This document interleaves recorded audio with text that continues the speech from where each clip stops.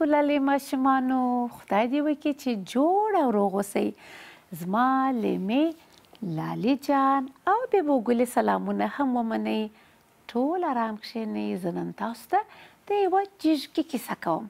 جیږګی چې تاسو یې ځینې شیشګی بولئ، یو کوچنی حیوان دی چې وبېرېږي نو ځان ګردی راټول کړي لکه توپ.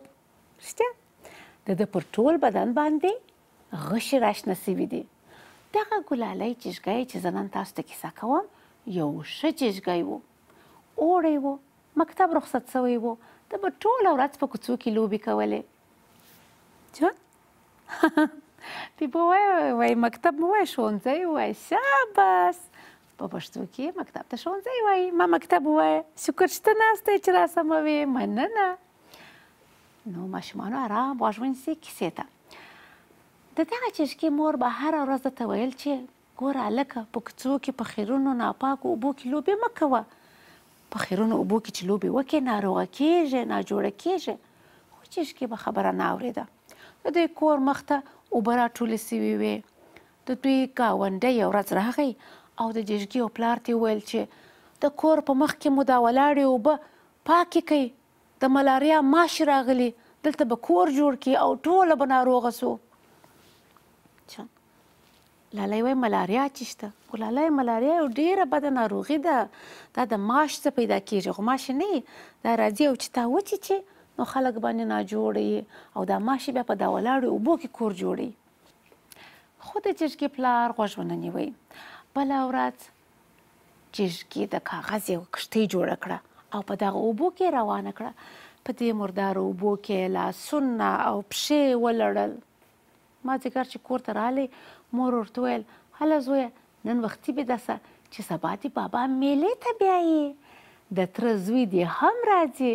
جیږګی داسې خوشحاله سو چې مه کوه پوښتنه. ده ویل په میله کې به په ټال کې سپور سم، دا به وکم هغه به وکم. خو سبا سهار د جیږګي سره تبه وه، خوا یې ګرځېده او رېږدېدی.